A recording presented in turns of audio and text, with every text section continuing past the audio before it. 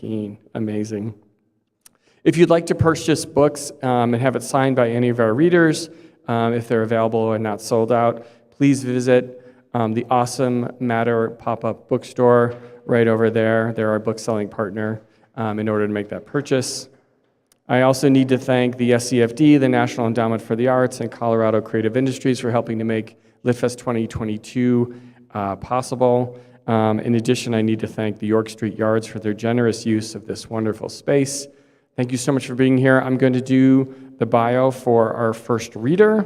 We have a lineup, a really awesome lineup, and really cool, even better, all the people, all the readers tonight. Not that Zoom's a bad thing, Zoom's a great thing, but all the people here are in person, live and in person. This is very exciting.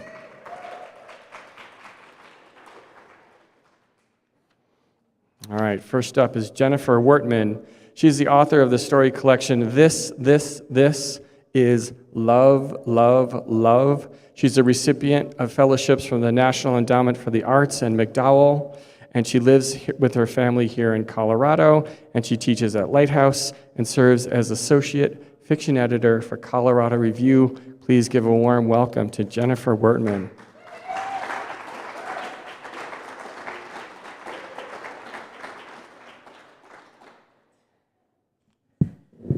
Thank you. Can you hear me or sort of hear me? Yay. All right. I'm going to read a piece of flash fiction. It is called When You Leave the Location. I'm in the phone store, and this long-haired old woman in a t-shirt comes in, announcing her Wi-Fi doesn't work. The sales dude eyes me, and I take over while he clacks info into the computer about the phone and phone service I've purchased. As you may recall, I no longer had a working phone, though I can't remember exactly why. The week during which you, or I, or possibly we, together destroyed my phone amid fits of rage remains a terrible blur. For a long time after, I didn't want a working phone. I didn't want to talk to anyone, except maybe you. I tried to explain the concept of Wi-Fi to the woman, that it's attached to certain locations, and when you leave the location, you can't get the Wi-Fi. The sales dude interrupts his clacking to hook her tablet to the store's Wi-Fi just to be nice. But we explain that once she leaves the store, she'll no longer get the Wi-Fi unless maybe she stands right outside. Maybe I'll stand right outside then, she says. She tells me her husband died and her mother died and she broke her leg all in the same year. Then she met a man who seemed to turn it all around. She thought he was the nicest man, but it turned out he wasn't even a nice man. He always wanted to know where she was and who she was with, but if she'd ask him about his whereabouts, he'd say, "None of your concern." He walked ahead of her in public because she looked slovenly. But he could also be kind. He drove her to appointments throughout her broken leg ordeal. Sometimes he cooked her elaborate meals. She kept thinking she'd had enough, but then she'd remember his good side and stick things out. He ended up leaving her for a woman he said was less slovenly, but who, in the woman's opinion, was more slovenly. And now she wants to use Wi-Fi to send him a song she'd heard that captures him perfectly. It's about how he could have been a good man if he hadn't been such a bad man. Then again, she says, maybe she shouldn't send it. She wants to show him who he really is, but she fears sending the song would open the door to his meanness and/or confusing kindness. Do not engage, I tell her. I repeat, do not engage. The woman ponders my advice, then breaks into an enormous grin. God sent me to the store today so I would meet you. You told me exactly what I needed to hear. She throws her arms around me and leaves. Nice work, says the sales dude, still clacking away. We get each other, the sales dude and I. Better, perhaps, than you and I ever did. Still, how I want to tell you this story, but I swear I will never. I can only pretend, because I finally learned what you taught and taught me, Do not engage. I repeat, do not engage. Thank you.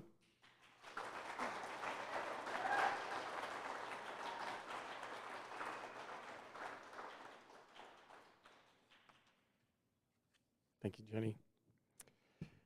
Our next reader is Teow Lim Goh. She's the author of 2 poetry collections, Islanders and Faraway Places, and a forthcoming essay collection called Western Journeys. Her essays, poetry, and criticism have been or will be featured in the Georgia Review, Beloit Poetry Journal, I've only had 2 beers, Los Angeles Review of Books, PBS NewsHour, and The New Yorker. Please give it up for Teow.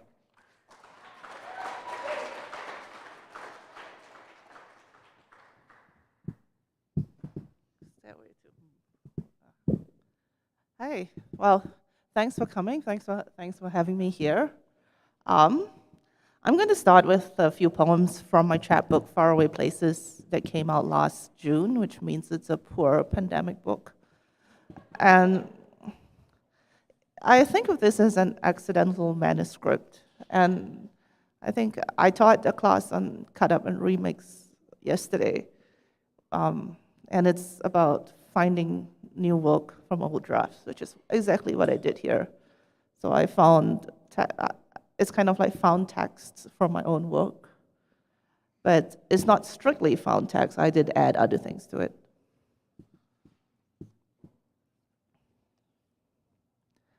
Daybreak. Listen to the gnats and bees, the warbling, foxes and rabbits, their little trumpet ears, folding the blue of the sky. All at once, the sounds die.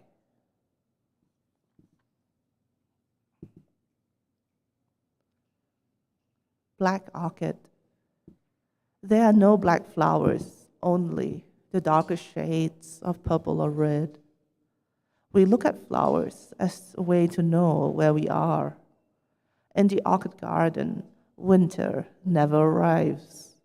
Gardeners work quietly to remove traces of dirt and decay. The messes of mortality remain hidden, but a secret seeps back in.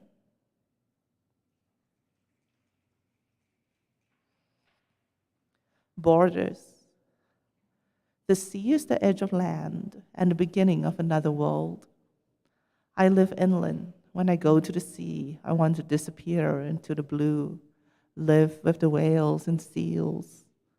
I hold my breath as waves crash around me, slip in my hands. In the water, I dream of rocks. They cut my fingers and I bleed. The surge will return, but the water will hold me. I learn to swim.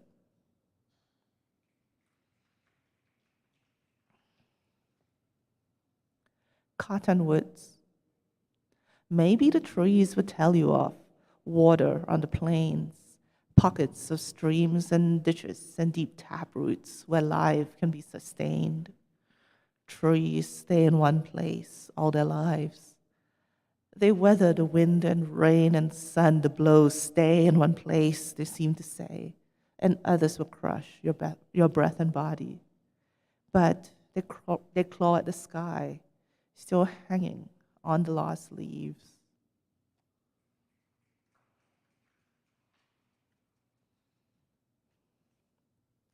Faraway places. Desire makes us face ourselves. The selves we keep at bay want to break out of our bodies. I wonder if the saying that women cannot read maps is meant to keep us from venturing out on our own. Maps are guides to our dreams, where we want to go and who we want to be. I heard a crack that sounded like a thunderbolt, but it was not the sky. Dust blows in the wind to faraway places, washed out to sea and rolled back to shore. Maps hold the stories of our lives, a record of journeys into the unknown. I leave it for the waves to reclaim, the sand to fill, the hole I make in my wake.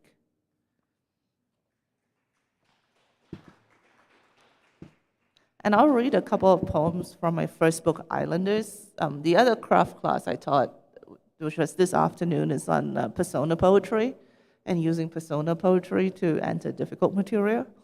And that was a class I had developed out of working on this book, which is on the history of Chinese exclusion at the Angel Island immigration station. The Chinese immigrants wrote poems on the walls. There were all the poems we have on record are found in a man's barracks. There's no record of what the women have wrote because their barracks burned down in a fire. So I imagine what they might have said.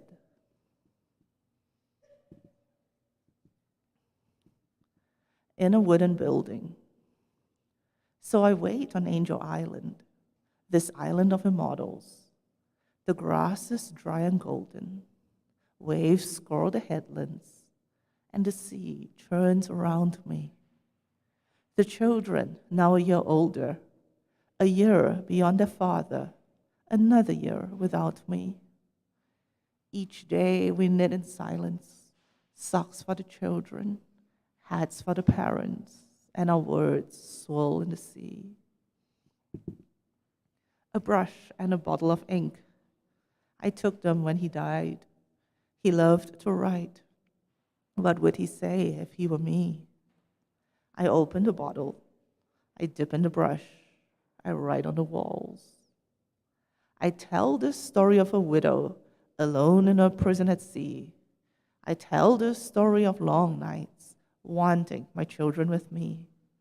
I imagine him in heaven. I write to forget the tedium, and maybe one day you'll remember me.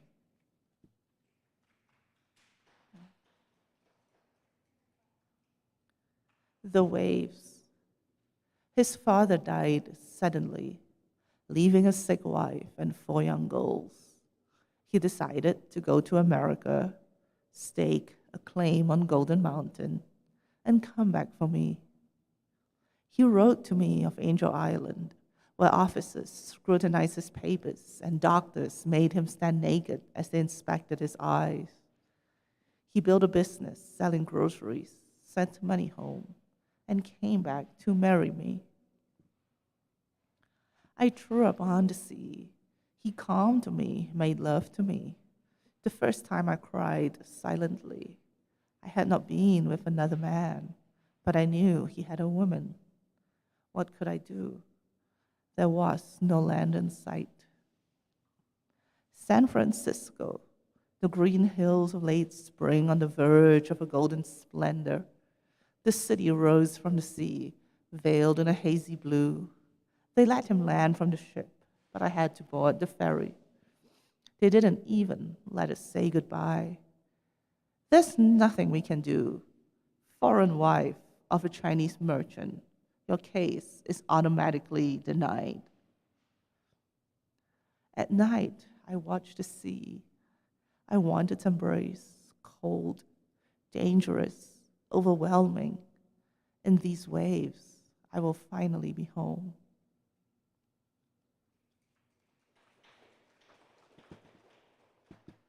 And I'll have one more. It's called The Walls Speak. The year I turned 14, Father took me out of school. I scrubbed the floors, washed the clothes. At night, by candlelight, I snuck in my brother's books, dreaming of a faraway land where I could read and write. Here the fog obscures the full moon and the stars. The sea spins a song of solitude and pain. I wait for my turn to enter the land of the free. At night, by candlelight, I write in a notebook I hide. On the walls, I see poems, brushed in ink, carved on wood, laments of lost women stumbling in the world. I read their stories and weep. Each time I pick up the knife, ready to etch my words into the wood, my hands tremble and I step back. At night, I lie awake. Will I always be a secret? Thank you.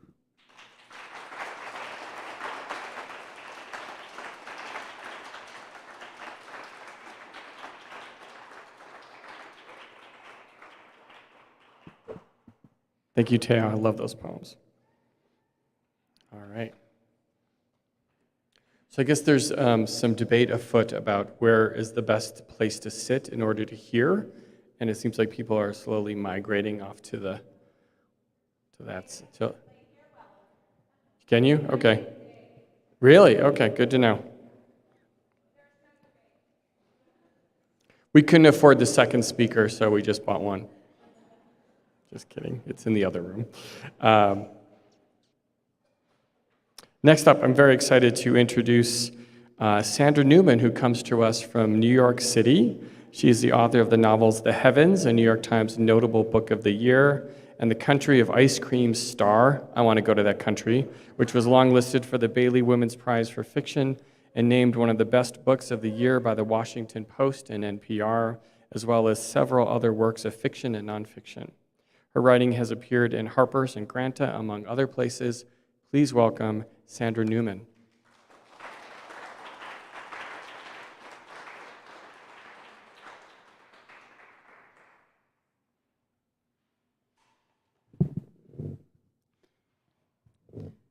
Hi. Okay. I will try to not look away from the microphone.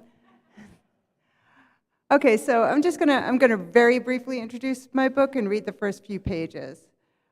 Basically, my new book, The Men, is about, I guess, a world in which, well, it's our world, but on an August evening, for no reason that anyone understands, all people in the world who have a Y chromosome disappear. And that's it. So that's the setup, and that's where we begin.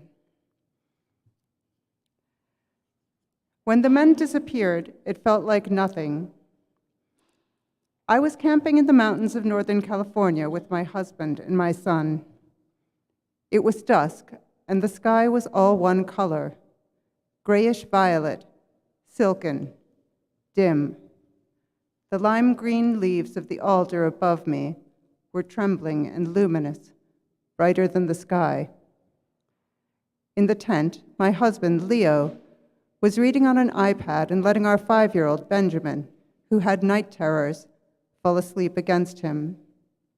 Through the tent's mesh window, I could make out the iPad's light. I was lying in a hammock, putting off joining them. It was August, hot even up here in the mountains, and I had an idea about watching the stars come out and feeling wild and solitary, bound to no one. I wanted to indulge my fantasies of escape, of being a prima ballerina in Japan, or sailing solo around the world. Fantasies in which I'd never married and had my whole life free. Still, I felt my husband and son there and loved that they were there. I was in love with them. I didn't want to be single and childless. I wanted to fantasize about it with them there. I wasn't worried by their long silence. There had been times I was frightened in the world, bad times. This was not a bad time, and I was happy. At 7:14, an intense nothing happened, an elation that wasn't of the nerves or the brain. I would later recall it as being like drugs. When it passed, I felt Leo and Benjamin were gone, but quickly dismissed the idea as foolish. Mood swings were normal for me, and often accompanied by bizarre ideas. I looked to the tent and saw the tablet's light, a vivified spot. I didn't call out. I didn't want to wake Benjamin. I went back to my thoughts. At about 8 o'clock, I fell asleep. Down the mountain, in the world of people, women were already calling the police. They were running through their houses, screaming names. They were pounding on neighbors' doors for help and finding their neighbors running through their houses, screaming names. They were driving to police stations and discovering them lit and empty with the doors left open. Small aircraft were falling out of the sky. I went to sleep on the mountain while the world fell apart. I slept right through till sunrise. Their living voices, gruff and deep. The sound of a man in another part of the house. Boys hanging from branches like monkeys, hooting and kicking out at each other. How 3 boys could sound like 10. Drumming on a table, whistling, masculine, unself-conscious noise. Gone. Too few women on this committee. Another board of directors with no women. Men making decisions about women's bodies. Gentlemen's clubs. Men's rights. Women's magazines. Feminism. Gone. Watching a boyfriend play computer games. Laughing at a man's story, then another man's story. Bracing yourself when he shows you something he made, the relief when it's not bad. The girl act, putting on a little girl voice, wearing flat shoes to make sure he's taller. The big hand on your shoulder, him telling you it's going to be okay. You're beautiful, said with that authority. Letting him take over, letting him drive, letting him decide. Him carrying you to bed. The rush of being sexually helpless before it, being an object of desire for men. Gone. The suffocated feeling of being talked over. A man putting on a high voice to mock you. At a party, a man's eyes passing over you to find a younger woman. Him answering your question, but addressing it to her. 2 men talking for a young woman's benefit. She mutely attends as if judging a contest. You say something and all 3 wait impatiently for you to finish. No one hearing you because they don't want to look at you. Standing at a mirror in a public restroom and seeing what they see.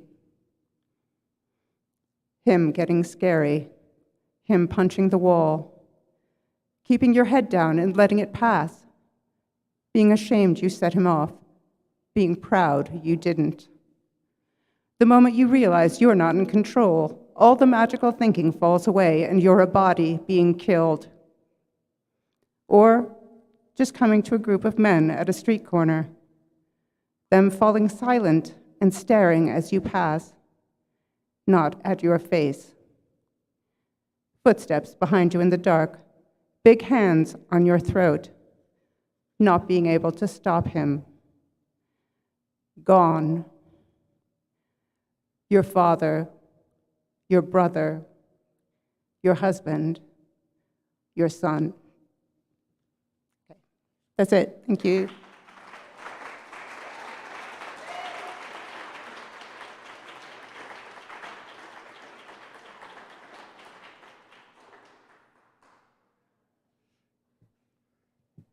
Damn, that's good. Thank you so much. Goodness.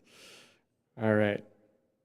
Next up, Sarah Elizabeth Schantz is primarily a fiction writer living on the outskirts of Boulder, Colorado, in a Victorian area farmhouse with her family, where they are surrounded by century-old cottonwoods, open sky, and coyote.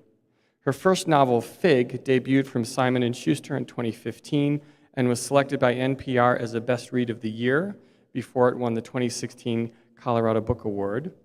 She's currently working on 2 different books and a short story collection. Sounds like she's very busy. And she teaches at Lighthouse and Naropa University. Please give it up for Sarah.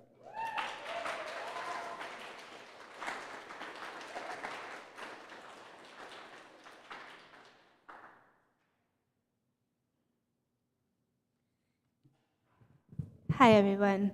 I think you can hear me. All right, wait, I need to readjust this a little bit. So this is an excerpt from one of the 2 novels that I am working on. It's currently titled Just Like Heaven. Even though it came out in 1989, you've memorized every single line in the Heathers because that's where it all began. Quintessential to the 90s, it served as a prophecy of all to come, minus the smartphones and social media. Besides, your mom had it memorized too. You learned this about your mother one night when your dad had been drinking. He and Beth went to a work party at his office, leaving you to babysit Ollie, who was super little. So once he fell asleep in his crib, you took the baby monitor into the family room to watch the Heathers. When the parental units came home, Dad checked in with you, while Beth made sure you hadn't maimed or killed her precious son. Anyway, your dad sat down just as Heather number 1 was saying the iconic line, "Fuck me gently with a chainsaw," and he said it too, in perfect harmony, even using the perfect mean girl dialect. And when he finished the whole diatribe about Mother Teresa and the Geek Squad too, you looked at him all impressed and he winked at you, leaned over and whispered in your ear, "Your mother is the one who had the entire, and I mean entire, movie memorized." Winona Ryder is 1/3 of the triple goddess you worship. That includes Juliette Lewis and Courtney Love. It's the first day of 2019 and you have the house all to yourself, which means the yearly ritual should be perfect. Beth and Dad took Oliver to belly board with his cousins at the beach, and you didn't have to go because they're not your cousins, not even bonus cousins. The truth is, Beth's mother doesn't like you, nor does Beth's sister, and everyone feels a little bit more comfortable if you just stay at home. You have almost always been more than happy to oblige. In fact, you don't have any cousins at all because both your real parents were only children, the way you are always and forever your mother's one and only, her lost and lonely. You're up in the crawlspace attic again, kneeling before the pop-up altar you made from your mom's old trunk, the ready-made shrine where all you have to do is lift the lid. Below the built-in tray, your mother's belongings are stored. Given the close proximity of these sacred objects, these items that she collected and cherished, they alone work to further charge the ceremony with her holy energy. Meanwhile, the actual tray then serves as the surface for placing the 3 tall votive candles you are lighting now because it's officially 11:11 a.m., an auspicious time, thus the right time to begin. You decoupaged each of the blank votive candles you ordered from Amazon with the likeness of each goddess. Veronica is pictured first, her face smudged with soot and framed by a helmet of her almost black hair, electrified by the very explosion she used to light the cigarette she's sucking on now as she sneers back at the world that's been watching her. She gets a gold glitter frame, and written in black Sharpie, the caption below her photograph reads, "You're an unscrewed up reaction to a screwed up situation." Then there's Mallory Knox's bride with her 70s chic veil, and it took you nearly forever to locate and cut out all the letters to make her caption look like a ransom note. "For all eternity until you and I die." You then X-Acto-knifed rattlesnakes from National Geographics you got at the Salvation Army on Ocean Front to Ouroboros her. For Courtney, last but not least, a close-up from the doll parts video you carefully captured via screenshot where her red mouth pops like candy, red nail polish for her frame, red Sharpie to write, "I love him so much, it just turns to hate." Winona is 1/3 triple goddess because, duh. Juliette because of natural-born killers, of course. And Courtney because she's the queen of grunge. Even if she did go and get Kurt killed, you know how much love hurts. She just wanted them to be together forever. On the inside of the trunk's lid, you've stuck black carpet tacks to each of the 2 top corners because you think they look witchy compared to regular thumbtacks. Then you strung a line of black embroidery thread between them. Using one of the miniature silver clothespins you shoplifted from Michael's while Beth was busy paying for her new haul of scrapbooking crap, you've hung a black and white photo of your mom in the middle. Normally you don't take such risks because it's best to stay off the radar. You can't jeopardize the ultimate plan. But they were right there in the bins of cheap shit by the counter, practically begging you to shove them in your bag, while Beth got her coupons scanned and Ollie stared into space because he needed a nap.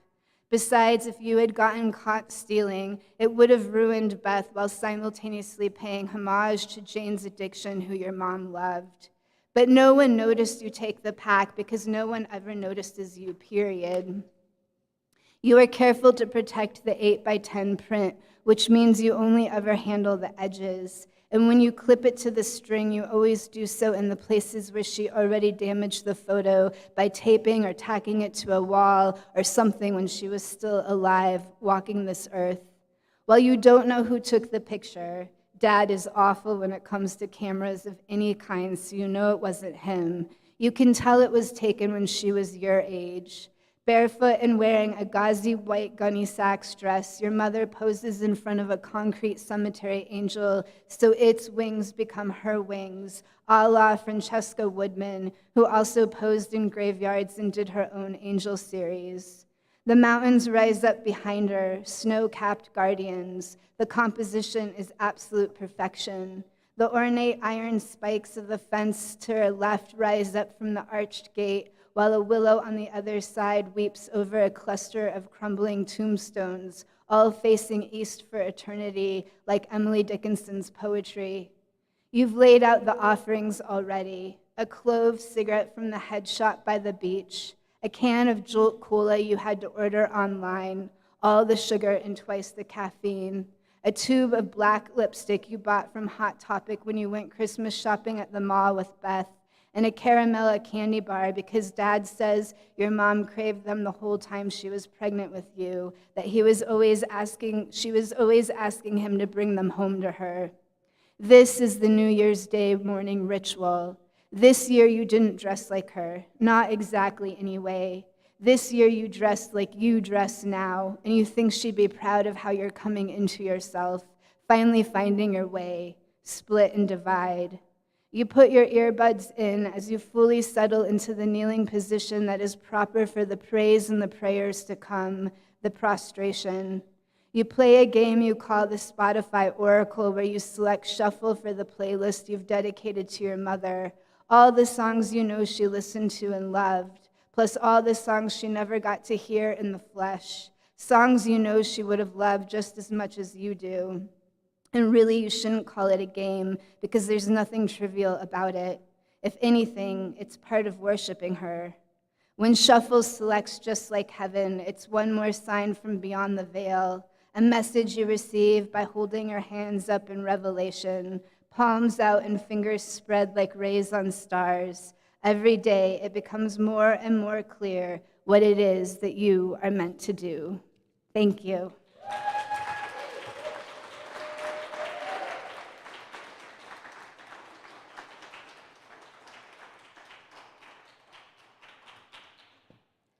Oh my God, that was fabulous.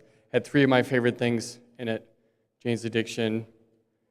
There was the second one. It was another music. It wasn't The Cure. It was the other one before that. Oh, the band Hole, and then of course Caramello Candy Bar. So that when I grow up, I want to write like you. That's awesome. Thank you so much. Okay, so you may have thought that we only had 5 readers. We have a few bonus readers, so there are 3 people left. So let me introduce our next person. Dino Enrique Piacentini grew up in Los Angeles, lived in San Francisco for 20 years, and has also at various times set down stakes in Houston, Oaxaca, Champaign, and Prague. Dude gets around. His work has been or will be published in the Massachusetts Review, Pembroke, Atticus Review, Gulf Coast, the Toronto Globe and Mail, and Confrontation, among other places. He has taught creative writing at various universities and served as fiction editor at Gulf Coast. Currently, he lives in Denver with a mini Bernie Doodle and a full-size husband, and he teaches creative writing at Lighthouse and the University of Denver. Please give it up for Dino.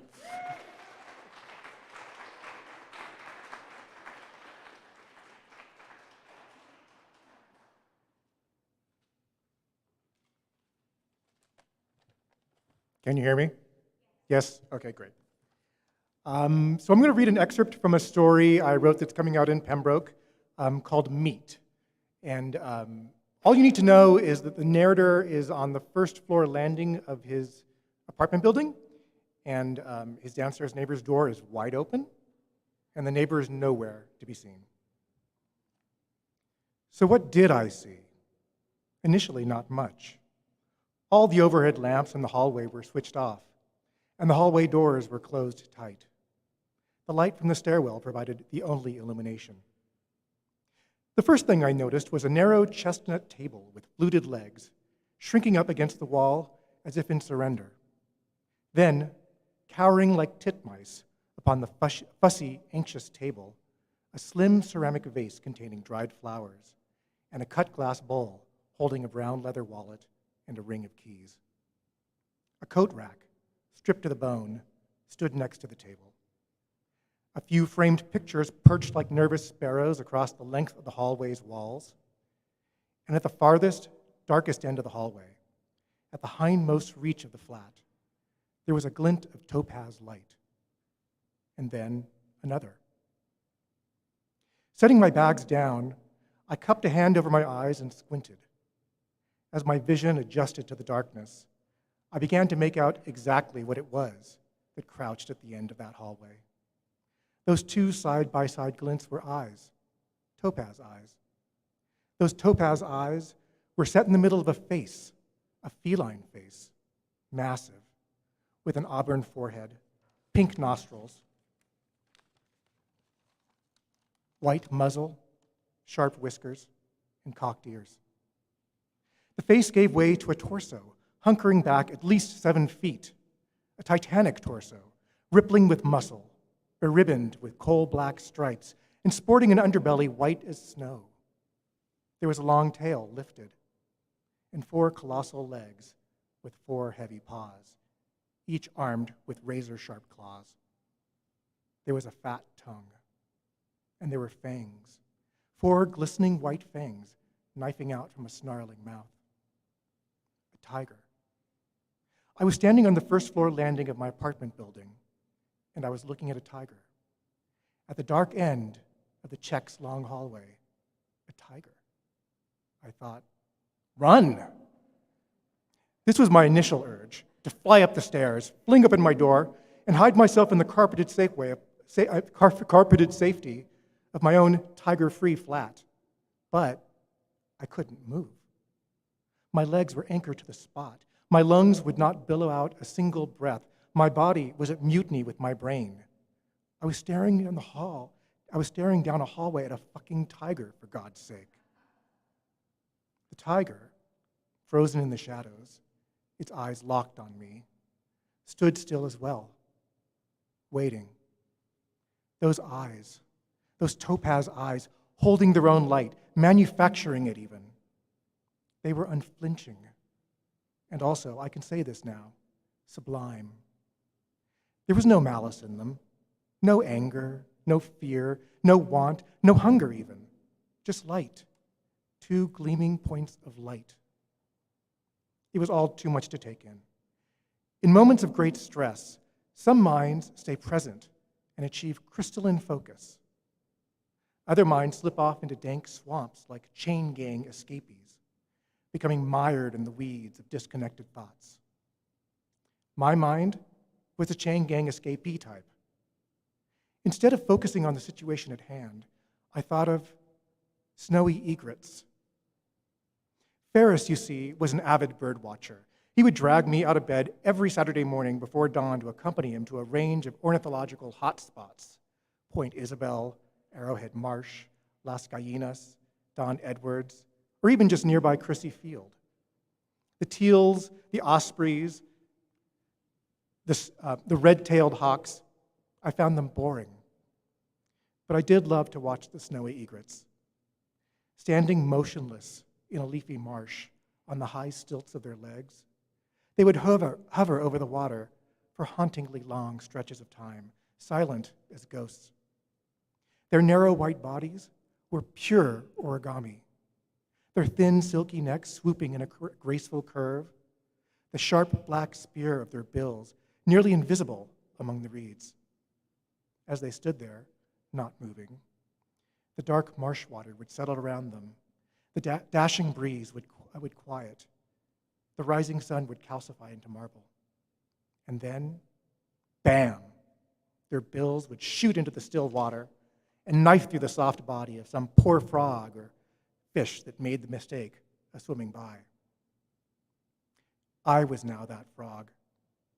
I was now that soft-bodied fish. Thank you.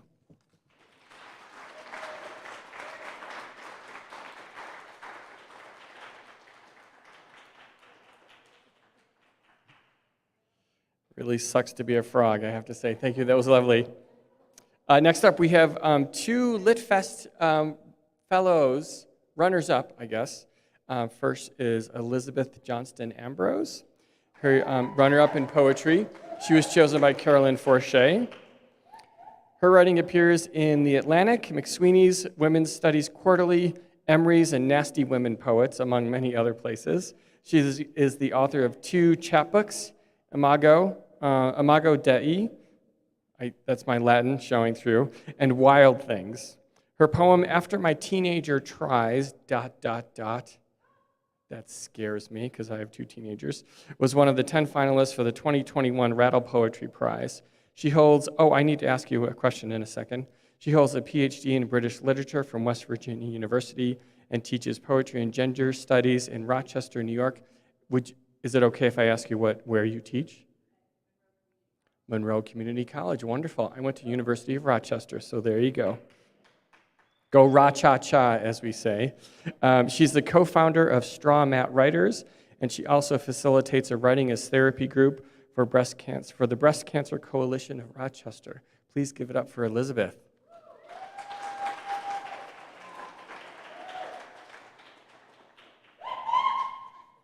I have some family here.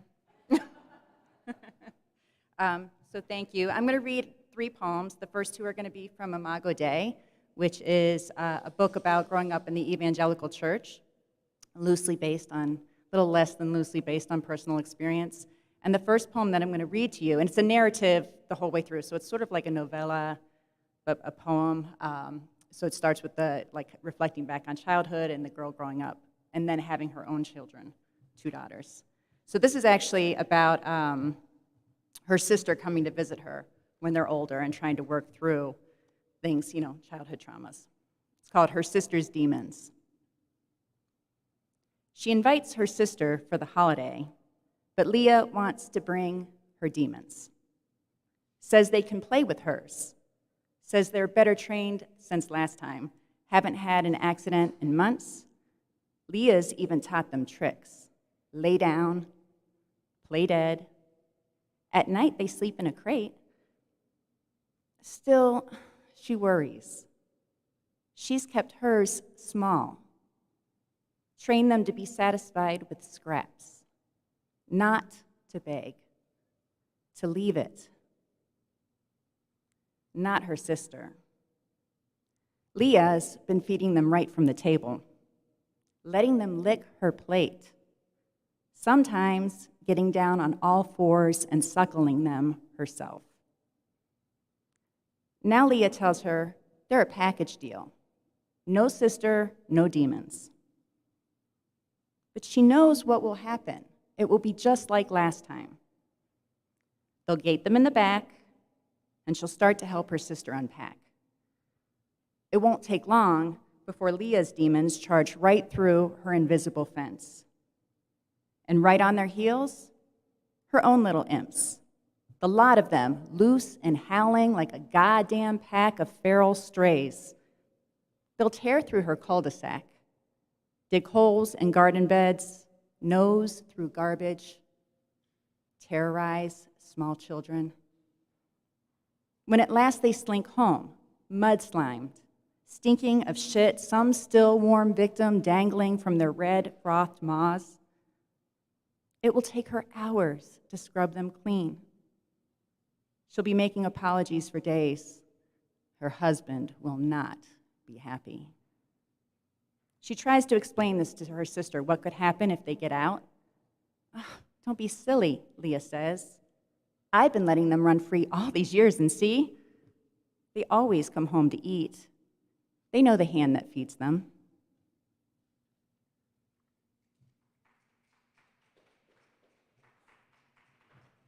Thank you. This next one is a pantoum. Can you hear me? I'm not used to, okay. I'm like going in and out like this. I had it marked. Oh. Her father talks to her about sex. If your right hand offends, chop it off. Throw it away. Better for you to lose one part of yourself than your whole body to burn. Throw it away. Better for you to pluck out your eye. If you don't suffer, your body will burn. Better to be blind. Better to starve. Pluck out your eye. If you don't, think of Eve, naked and ashamed. Better to be blind, better to starve than be exiled from your Father's love. Think of Eve, naked and ashamed.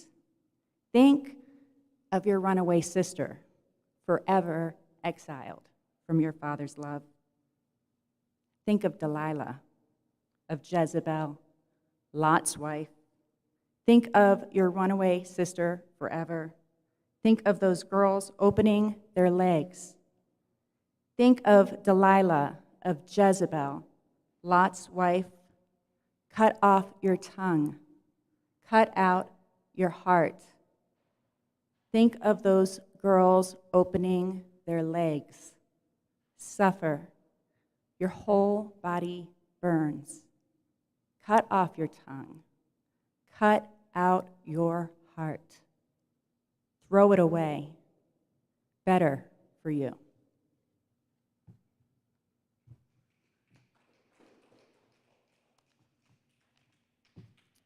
So I'm going to finish up something a little lighter. It's from my first chapbook, Wild Things, which is a book of persona. They're largely persona poems, but I've also got a poem about Octomom in here. And Natalie Holloway. And this is about Delilah. It's in the version of, or it's in the persona of Delilah from Samson and Delilah, those of you who know the Judeo-Christian mythology. It's called Delilah Scorned. He calls to say he gave me up for Lent.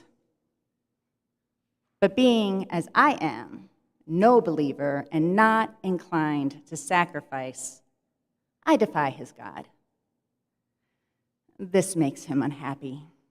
Now we're fighting, me with him and his church. I intend to convert him to the nihilism of my love. He intends to sentence me to Lifetime movies. We shall see whose spirit is stronger, a throwing of staffs, a measuring of snakes. I am not afraid.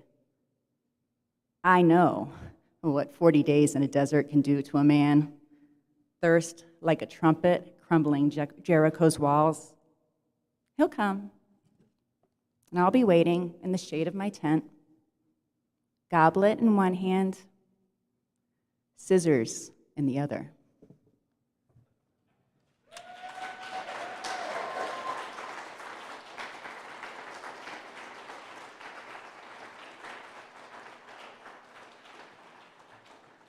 I love it. Those are brilliant poems. Thank you so much. Our next reader is the runner-up at the LitFest Nonfiction Fellowship. She was picked by Harrison Fletcher. Olivia Gerber is a writer, composer, and performer. Her debut album, it's a great title, Another Place to Need, was released under her musical project A.O. Gerber in 2020 and received critical acclaim from NPR, Nylon, and the Line of Best Fit, who labeled the record, quote, a decadent and essential collection of songs, end quote. A previous Hedgebrook resident, her prose has been featured in the Los Angeles Review of Books and Gold Flake Paint, among other places. Please give it up for Olivia.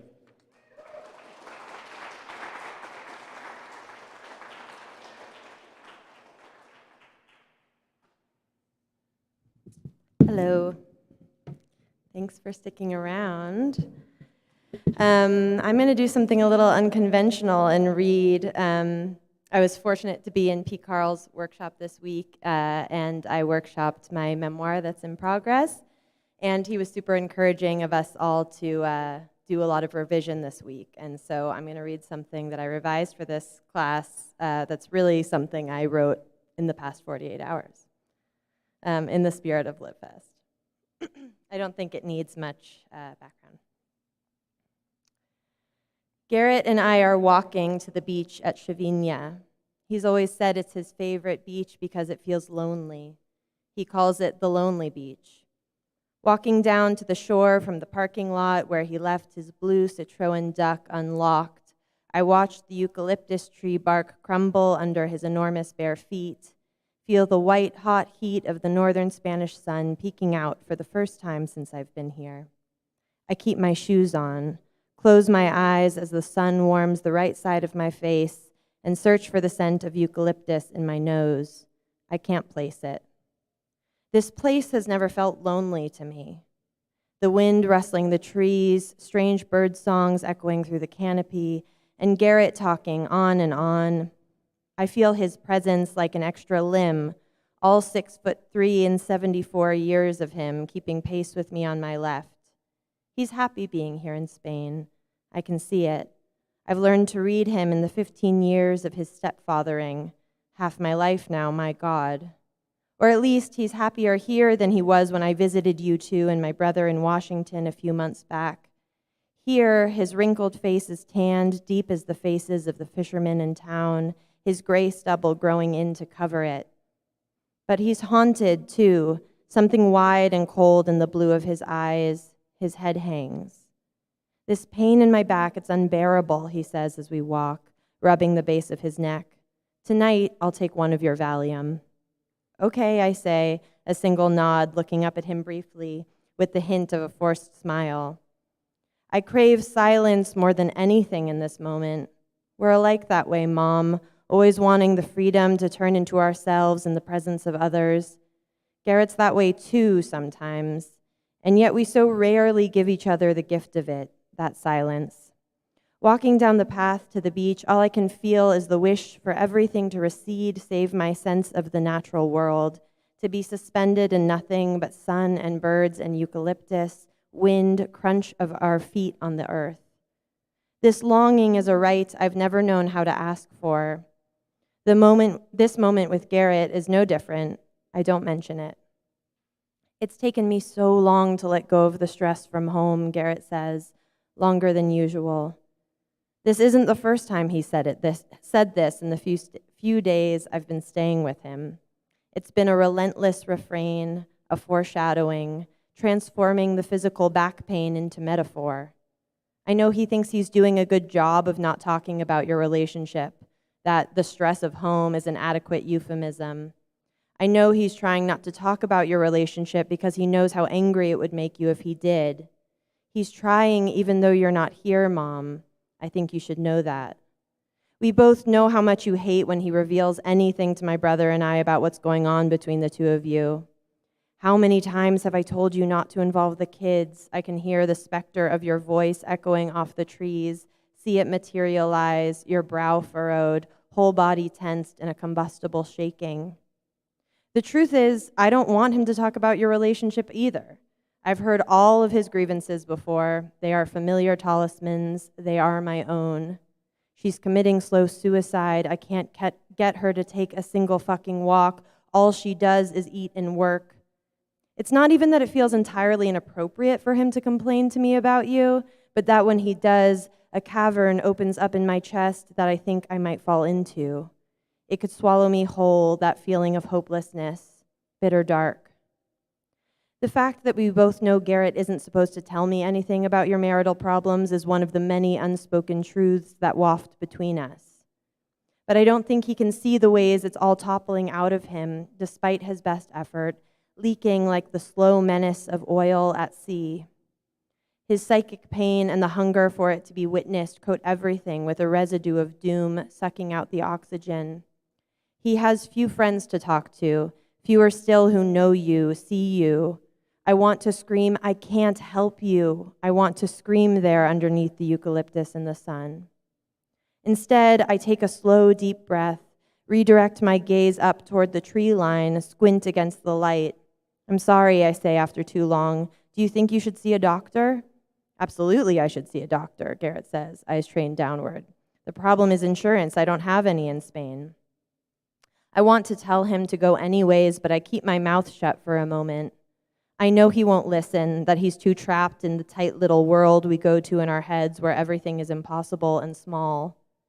I'll go when I get back to America, he continues. Could you figure out some way to go while you're here? You could ask Mom, I remind him, knowing that's how your relationship works. The things of the rational world are your purview. We haven't spoken in weeks, he says. We're not speaking either, I say, half laughing because it's true. Thank you.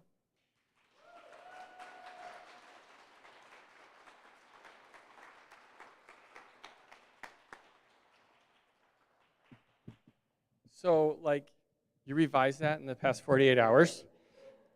Wow. On your phone?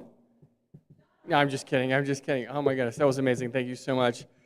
Thank you, everybody, for sticking around. Let's give one more round of applause for amazing readers.